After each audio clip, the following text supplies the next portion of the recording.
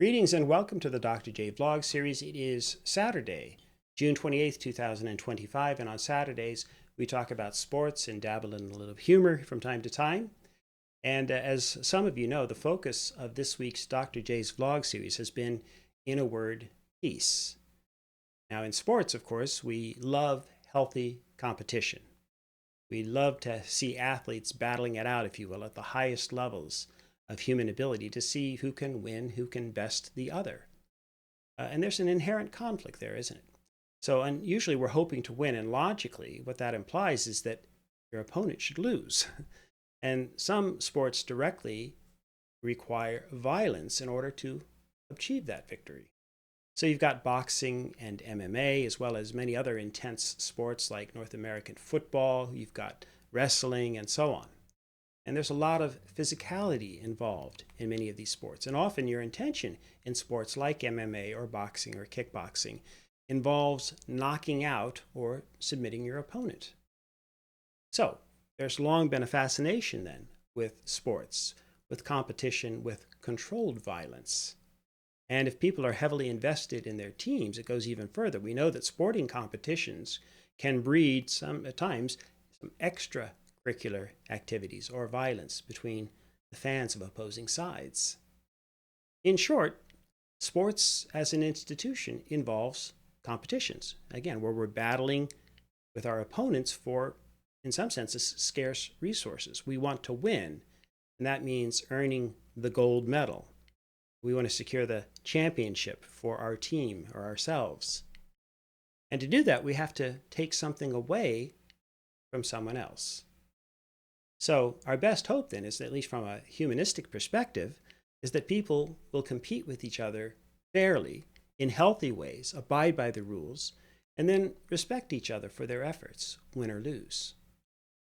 The vast majority of us love to see good sportsmanship, no matter what the outcome. Sure, again, we want to win, we want our side to win, but not by cheating or breaking the rules or intentionally hurting your opponent. And most of us value the importance then of being a good sport, not disrespecting your opponent, win or lose. So, how can sports then contribute to peace? Well, that was the idea behind the Olympics movement.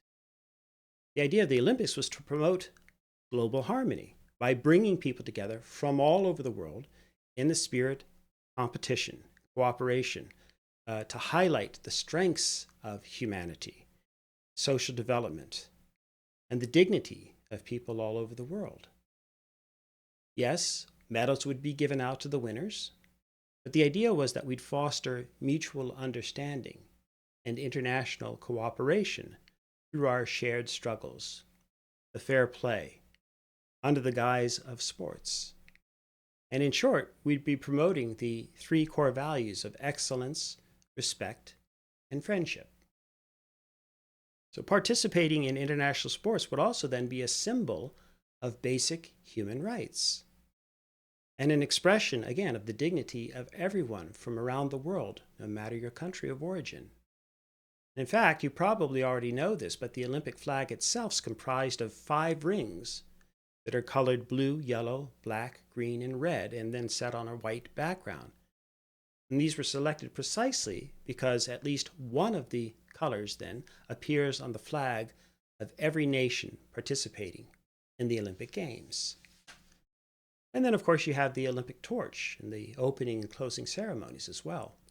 So recall, the idea these days is that the Olympic torch should symbolize peace and unity. So several months then before the Games, the Olympic flame is lit in a torch in the site of the ancient Olympics in Olympia, Greece. And then the long journey begins for the torch to eventually arrive at the country where the quadrennial games are to be held, again, passed from person to person along the way. So you've got athletes and political leaders and regular Joes and celebrities all participating in the Olympic torch relay. And then the torch finally reaches the main stadium in the city of the game where the games are being held, and it's then used to light the cauldron that signifies the start of the games.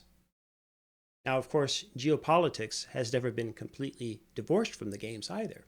Whether we're talking about Nazi Germany using the 1936 games, a propaganda opportunity for their regime in multiple ways. You've got the canceling, of course, of the games during the Second World War, the 1940 and the 1944 games. The horrific massacre of Israeli athletes at the 1972 Olympics. And then the boycott of the 76 games in Montreal by several African nations. The massive 1980 boycott of the Moscow Games, and then the retaliatory Soviet and mostly Eastern Bloc boycott of the 1984 Games, which, by the way, then allowed the US and Canada to dominate the medal counts, especially the US, in a way that hadn't been done since the 1904 St. Louis Olympics. So here's the thing. In the aftermath of the Olympics, there's usually some discussion of which country won the most medals, or some other informal measure of who won the Olympics. So that's sometimes done, or it's measured by who won the most gold medals. That's sometimes declared as the country that won. Or you can look at the absolute or the total medal counts. And there are other ways to think about, how to define who won the Olympics. So there's no single or universal definition of what constitutes winning. Usually people will use just whatever metric favors their argument, favors their side. So in the 2024 Olympics, for example, the US either tied China, depending on your metric, either tied China for first with 40 gold medals apiece, or you could say that the US won the Olympics outright because of their 126 total medals compared to China's 91. Or you could take into account the relative sizes of each country's populations and talk about medals on a per capita basis and so on. Now, in total, if you count both the Summer and the Winter Olympics, the United States has won far more medals than any other country, at least to date. Total of 3,095. And that's just a bit shy of about 15% of the 21,334 medals in total that had been awarded, dating back to the first modern Olympics back in 1896. A distant second behind the United States would be the Soviet Union, with 1,204 total medals, so a little better than a third. Or you could combine the Soviet Union with Russia, and that would bump their total up to 1,746, so much closer then. Third place, nevertheless, would be Great Britain with 1,014 total medals, then Germany with 955, France at 953. China is in sixth place currently with 804 total medals. Italy in seventh with 799, Sweden 690, Australia's just behind at 619, and then just edging out Japan with 618 in 10th place. And if you're Canadian or interested in the Canadian total, well, they come in at 11th at 578. So again, that's Winter and Summer Olympics combined, dating all the way back to 1896. And so, then do you find yourself quite naturally cheering for your own country? Sure, most of us want our athletes to excel, to do well, to be the best. Some of them we might even know personally. And we take a certain pride in their accomplishments. We like to think, for that matter, that, and we don't have to necessarily be overly jingoistic about this, but we like to think that our country and our way of life promotes excellence, and somehow the medals that are won in the games is evidence of that excellence. So much like I've talked in vlogs about this issue in vlogs earlier in the week, the idea is that even with the Olympics, there's a certain inherent competition, and ideally we'd want to achieve top rankings, not just in the Olympics, but think about what I've talked about earlier in the week in terms of the Global Peace Index or the Positive Peace Index, related but separate measures. So whatever you're striving for in life, it's hard, of course, to be the very best. And remarkably, that's kind of the main reason, in my view, why we don't have global peace or even total peace within our countries or our personal lives. So it's incredibly hard to achieve peace. Think of all the energy that you'd have to expend, the focus you'd have to have and the willingness to make sacrifices and do the hard work that's required. So, for example, imagine if I'd wanted to be a world-class athlete. I used to play a lot of sports growing up, played year-round, and I was a pretty good all-round athlete. Not a great athlete, though. I was never going to make it to the Olympics. I was never going to make a professional sports team, if you will. I might have been able to play Division III basketball or football at a smaller university, but only if I'd worked my tail off and probably just to make the team, not necessarily be a starter or to play that much. Now, as a child, I did have some success in terms of winning like local swimming races or occasionally a league championship. I was a good all-round athlete, and I did reasonably well competing at the local levels or the lower levels of sporting competitions. And I'd make all-stars quite often, all-star teams quite often, especially in swimming and diving and basketball and football. And once even in baseball. I wasn't a very good baseball player. But I never ever thought to myself, hey, Joe, you're a great athlete, right? You're number one. You're the best of the best. Hardly. And I never was. So, and that's cool. And I drifted away from sports like most of us do in time. I found that my passion was more in science and in university learning. And so that's what I focused on as my main vocation. So we all have to do something with our lives, right? So, but then I did stay active in sports. And I took up recreational running, for example, in my 20s to stay fit, right? And much like my youth, I did, reasonably well in local races. I understand, though, that just meant that I could run a sub 5-minute mile at my best. And that's not bad. That's pretty good. But that's pales in comparison to running sub 4-minute miles, which is what the world-class athletes do. So I never had any illusions. I was never going to run a sub 4-minute mile. But I got under 5, and I could have gotten down, I don't know, maybe as low as 4:30, 4:40, something like that. But I did break 5 on one occasion. I remember specifically running it, and a friend of mine timed me and so on. And that wasn't too difficult to do. So yeah, maybe I could have run as fast as a 4:30 or maybe a 4:40 at best, whatever. Anyway, and then at longer distances, I did, as I say, I sort of ran mostly for fun and to stay fit, but there was a sort of competitive element in me too. So I topped out at about 17 minutes for the 5K race and about 35 minutes for 10 kilometers. And my single best time, if you will, or the thing that I'm most proud of as an accomplishment was when I ran a 10-mile race, the Burlington 10-miler, and I was able to break an hour for that. I wanted to run 10 miles an hour, go 10 miles an hour as my speed. I ran at about 59:50 or so. But that's still, and that's not a bad time, great. Just a local race, whatever, from some 32, 33-year-old dude, whatever I was at the time.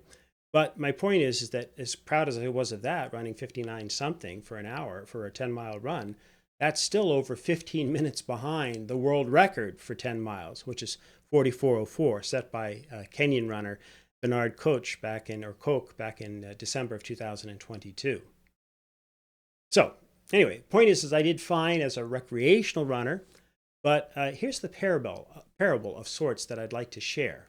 Okay, so I thought, I wonder if I could actually ever win a local road race, a local running race. Probably not, right? Because there'd almost always be at least a few really competitive, really good runners, maybe collegiate runners or whatever. And I obviously wasn't an elite runner. But then there was this 8-kilometer run, 5 miles, that was scheduled down by the waterfront in Toronto. And it just so happens that the winner would get a free pair of running shoes worth up to about $150 in value. So I entered the race and, went there, felt good that day, went out for the run, went out with the lead pack. About halfway through the race or so, it was a turnaround race. I remember this quite vividly. There were 5 of us together in kind of a lead pack as we made the turnaround. So again, that told me too, there are obviously no elite runners in this field because I'm up there with the lead pack. Okay, so we just got a bunch of, some above average runners, and I was one of them. And then one guy dropped off shortly thereafter, so there were 4 of us left in the lead pack. And with about 1 kilometer to go, I had to make a decision. I remember this quite vividly. Was I willing to go for it? Now, what did that mean? Well, you sort of get locked into a rhythm and a pace that keeps you going, usually kind of close to your maximum speed or what's kind of the pushing the edge of your comfort zone, whatever that might be. And again, it differs for elite athletes, obviously, and so on. But the point is that you know to push harder is going to mean pain. It's going to be hard. And the harder you work and the harder you push it, the more pain, literally. Okay. And so I had to make that tough decision. And I decided at that moment, I remember vividly the whole experience. I was going to go for the gold, as it were. So I picked up my pace, probably a bit more than I thought possible. And interestingly, no one came with me. And so I just kept going at that higher pace. And it was definitely getting painful. So I had to convince myself then to stick with it, to not give up, to keep going at that rate, whatever it was. And as it turns out, I did manage to finish that last kilometer. Again, it was an 8-kilometer run. And I managed to finish the last kilometer in roughly about 3:15. And since no one else came with me, I was able to win the race by almost 15 seconds. And was also the once and only time I broke 28 minutes for a 5-mile or an 8-kilometer run. So yeah, I won. And as soon as I crossed the finish line, by the way, and this is absolutely true, I started to have the dry heaves. I just wanted to throw up. I just felt awful. Now, I didn't throw up because there was nothing in my stomach. So again, I had these dry heaves. And it was painful, right? It was agony, at least just for a couple of minutes. And again, who wants to go through that, right? That was the hardest thing physically I can ever remember having to try to do myself, or at least in a sporting kind of situation. Just kind of pushing myself to what I thought was or beyond my ultimate limits. Obviously, it wasn't beyond, at least just for a few minutes. And so metaphorically or analogously, that's, I think, why it's so hard to achieve real peace. You have to be willing to do the hardest things imaginable. Make that decision, like I did in that race, that one race. And by the way, I might have failed. I mean, somebody else might have been better, might have passed me. In that case, it worked out. But you have to make that decision to actually go for it, to do the hardest thing imaginable, okay? At least for yourself, to make the necessary sacrifices, to focus the totality of your being and energy. And again, at least just for a few minutes if it's a sporting competition. And again, as I mentioned a moment ago, there's no guarantee that you're going to succeed, that you're going to win. Okay? So I had a heck of a time just doing it one time. Okay? And so can you imagine the challenge of having to do that all again, over and over again on a regular basis, especially towards some greater goal, like achieving a real and lasting peace? It's obviously not an easy thing to do.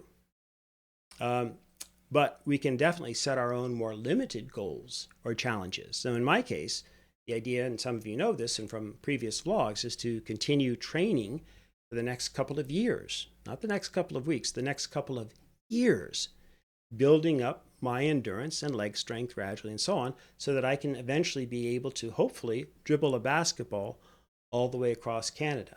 And that's going to be about 7,000 kilometers, since the plan is to visit 9 of the 10 provincial capitals along the way. Sorry, Edmonton. Okay, and then to do that, the plan or the hope or the goal is to do one marathon, or the equivalence of about one marathon per day. And I'm looking at a speed of about 5 miles per hour. So that's not particularly fast. It's, if you think of walking is 3, if you think of brisk walking is 4, 5 miles is kind of just a light jog, 5 miles per hour. But anyway, the idea is to do a full marathon. That's 42 kilometers, 26 miles. And so that means then running and dribbling for about 5 hours, just over 5 hours, to do a marathon each day. And right now I'm feeling comfortable doing about 2 hours. I've done 3 hours a couple of times, but I can tell I'm definitely not ready, at least not now, for 5 hours per day. And to be honest, I might never be. I might not be able to do that. So all I can do for now is to continue the training and to continue, putting in the work, putting in the time, and we'll see how the body responds. Fortunately, so far, the 2 hours a day, that sort of thing, again, the legs get a little bit tired, they get a little bit heavy, the lactic acid builds up, but I've been amazed at how quickly my body's been recovering and the legs have been recovering, even within the same day. But again, that's still, we're still nowhere close to doing 5 hours a day. 2 hours is one thing. It's good. Hey, feeling pretty good. But 5 hours, well, that remains to be seen. So anyway, again, if it were easy, just like world peace, then everybody would have done it already.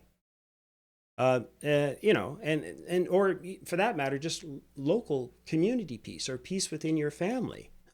Okay, so start small, start with yourself, set some modest goals, physical goals, if you will.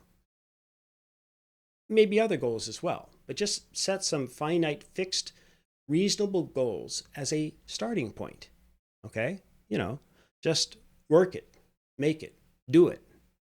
Makes us harder, better, faster, stronger. It sounds vaguely familiar, doesn't it? Anyway, you're going to have to endure some personal pain, though, along the way. But you're going to get physically stronger, too, right? You're going to get better. And yeah, you don't have to sing the Kanye song. but the point is that you're going to see progress. And who knows, you might be able to achieve something incredible. All right, so tomorrow we're going to be starting a new week and a new theme. Until then, and as ever, may you and yours continue to create peace in your lives, nurture love in your hearts, and dole out hugs in abundance. So, peace out.